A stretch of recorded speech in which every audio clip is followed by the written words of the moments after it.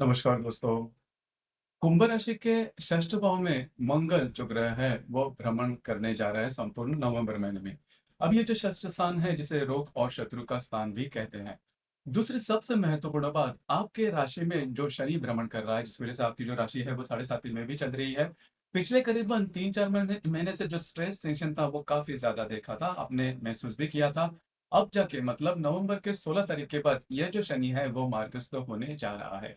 यह जो ग्रह है और बाकी के जो भी ग्रह है उसके जो प्रभाव परिणाम होंगे नवंबर महीने में कुंभ राशि के लिए किस प्रकार के होंगे, सभी के बारे में डिटेल में चर्चा इस वीडियो में हम करने वाले हैं। तो सबसे पहले हम चर्चा करेंगे कि आपका जो स्वास्थ्य है मानसिक या फिर शारीरिक वो किस प्रकार का होगा। जैसे कि आपके राशि का जो स्वामी है शनि जो कि आप ही की राशि में भ्रमण कर रहा है 16 नवंबर के बाद, यह जो शनि है वो मार्गस्थ होने जा रहा है। उस प्रकार आपके राशि के षष्ठ भाव में जो मंगल है वो भ्रमण कर रहा है और आपके राशि का जो अष्टमश है बुध जो कि आपके दशम भाव में भ्रमण कर रहा है। 26 तारीख के बाद यह जो बुध है वो वक्री होने जा रहा है। तो कुल मिला के देखा जाए तो इस महीने में आपको थोड़ा स्वास्थ्य के बारे में ध्यान देना आवश्यक है, खास करके शारीरिक स्वास्थ्य के बारे में। कटना झिलना फ्रैक्चर होना इस प्रकार के जो अनुभव है वो आपको मिल सकते हैं, तो थोड़ा सा ध्यान में रखें। उसी प्रकार इस महीने में इजी मनी के पीछे बिल्कुल भी नहीं जाना, खास करके 23-24 तारीख के बाद का जो समय है उसमें कमिटमेंट प्रोमिसेस वाली बात या फिर इजी मनी के पीछे जाना इस प्रकार की जो बातें हैं इससे आपको थोड़ा बचना होगा। लेकिन जो शनि आपके लगन भाव में या फिर आपके राशि में मार्गस्थ होने जा रहा है वो आपके लिए अच्छी बात है। जो स्ट्रेस चल रहा था पिछले करीबन 3-4 महीने से वो काफी मायनों में नॉर्मल होते हुए नजर आए।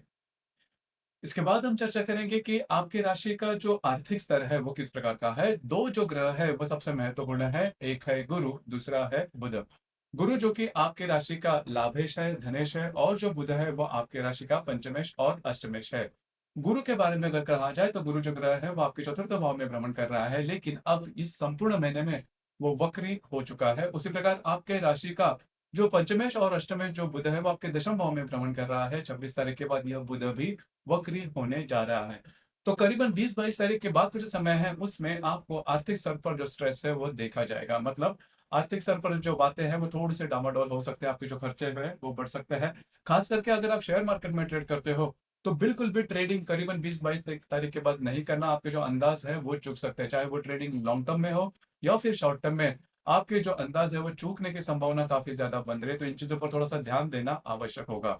उसी प्रकार आपके राशि का जो राजयोग कारक ग्रह है शुक्र जो कि आपके दशम भाव से आपके लाभ भाव में भ्रमण करेगा, जो कि काफी अच्छी बात है। तो 7 तारीख को आपके लाभ भाव में आने वाला जो शुक्र है तो पैसे के मामले में बहुत ज्यादा फाइनेंशियल क्रंचेस लेके नहीं आएगा, लेकिन जो भी बड़े डिसीजन है उस पर थोड़ा ध्यान देना आवश्यक होगा। इसके बाद हम चर्चा करेंगे फैमिली हैप्पीनेस के बारे में भी। आपको जो फैमिली हैप्पीनेस है, ग्रो सौख्य जिसे हम कहते हैं, वो किस प्रकार का होगा। जैसे कि आपके राशि का जो चतुर्थेश है शुक्र जो कि आपके दशम भाव से आपके 11वें भाव में भ्रमण करेगा 7 तारीख के बाद। तो घर के जो लोग हैं उनके साथ आपकी जो इंटरेक्शन है वो काफी अच्छी देखी जाएगी। यहाँ पर जो गुरु है आपके चतुर्थ भाव में भ्रमण करने करने वाला वो वक्री हो चुका है, तो घर के जो बड़े बुजुर्ग रहेंगे उनके स्वास्थ्य के बारे में थोड़ा ध्यान देना आवश्यक है, लेकिन बहुत बड़ी चिंता करने की बिल्कुल भी जरूरत नहीं है।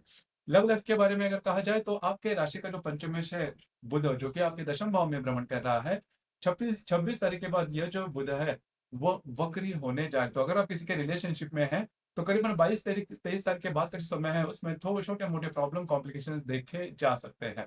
उसी प्रकार अगर जो गर्भवती महिला है उन्होंने स्वयं के स्वास्थ्य के बारे में खास करके ध्यान देना आवश्यक है, स्वास्थ्य की समस्याएं थोड़ी बहुत सामने आ सकती है। जो विद्यार्थी वर्ग है उनके लिए जो समय है वो सामान्य रहेगा, उनके लिए कोई बड़ी चिंता की बात बिल्कुल भी नहीं है। उस प्रकार वैवाहिक जीवन के मामले में अगर कहा जाए तो आपके राशि का जो सप्तमेश है रवि जो कि आपके भाग्य भाव में भ्रमण कर रहा है 17 तारीख के बाद, यह जो रवि है वो आपके दशम भाव में भ्रमण करेगा। तो आपकी जो वैवाहिक जोड़ीदार है उनके साथ आपकी जो इंटरेक्शन है वो काफी अच्छी देखी जाएगी। खास करके पिछले करीबन 10-15 दिनों में भी आपने देखा होगा कि आपके जो वैवाहिक जोड़ीदार उनके साथ जो बातें हैं वो काफी अच्छी चल रही है। वैवाहिक जोड़ीदार उनके साथ कहीं इस महीने में बाहर घूमना फिरना भी हो सकता है। तो वैवाहिक जीवन के मामले में कोई बड़ी दिक्कतों का सामना करना नहीं पड़ेगा। इसी प्रकार कार्य क्षेत्र के बारे में अगर कहा जाए तो आपके राशि का जो कार्येश है या फिर कर्मेश जो है मंगल जो कि आपके षष्ठ भाव में भ्रमण कर रहा है, और यहीं पर जो रवि है वो भी आने वाला है, जो बुध है वो भी वक्री होने जा रहा है। तो कार्य क्षेत्र से रिलेटेड थोड़ा सा आपको ध्यान देना होगा, तो उससे रिलेटेड बहुत ज्यादा घटनाएं इस महीने में होने की संभावना काफी ज्यादा बने हुए।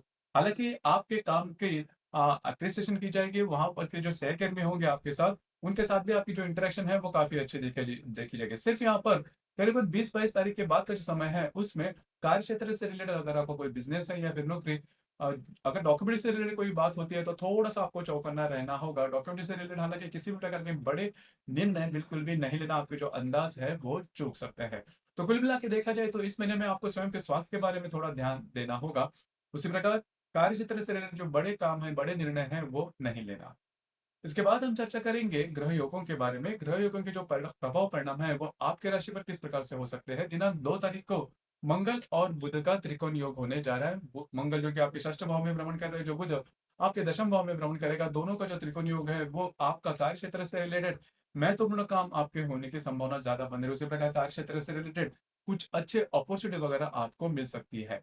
यहाँ पर 2-3 बातें जिस पर ध्यान देना आवश्यक है। इस संपूर्ण महीने में आपका जो भी कार्य क्षेत्र है उससे रिलेटेड किसी भी प्रकार के महत्वपूर्ण निर्णय नहीं लेना। आपकी जो अंदाजा चूक सकता है, आपको लग सकता है कि आपसे बहुत ज्यादा काम लिया जा रहा है, लेकिन ऐसा बिल्कुल भी नहीं है। तो इस प्रकार के गलत निर्णय नहीं लेना। इसी प्रकार दिनांक 4 तारीख को शनि और रवि का त्रिकोण योग होने जा रहा है। शनि जो कि आप ही के राशि में भ्रमण कर रहा है, जो रवि आपके भाग्य भाव में भ्रमण कर रहा है, दोनों का त्रिकोण योग आपके लिए शुभ फलदायी साबित होगा। बाहर घूमना फिरना ज्यादा हो सकता है।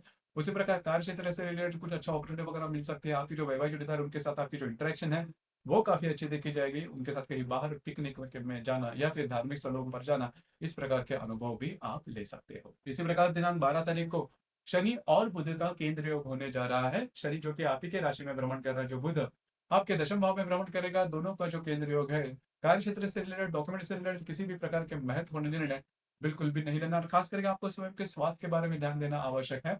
आपको जो कार्य क्षेत्र, जो भी आपका कार्य क्षेत्र है, वहां पर पॉलिटिक्स जो जिसे हम कहते हैं, उस प्रकार के अनुभव कुछ आ सकते हैं।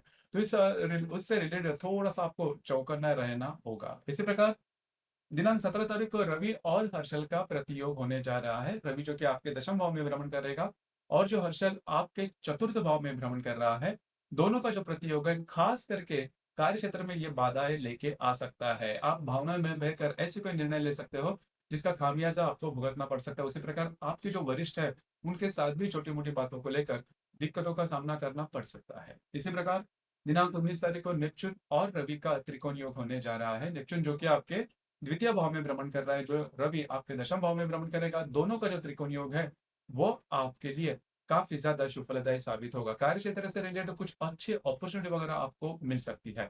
उसी प्रकार कुछ नया करने की चाह भी आपके सामने आ सकती है। अगर ऐसी कोई बात होती है तो जरूर उस पर आप विचार कर सकते हो। तो कुल मिला के देखा जाए तो इस महीने में आपको स्वयं के स्वास्थ्य के बारे में थोड़ा ध्यान देना होगा। कार्य क्षेत्र से रिलेटेड जो बातें हैं उस पर थोड़ा सा अमल करना होगा।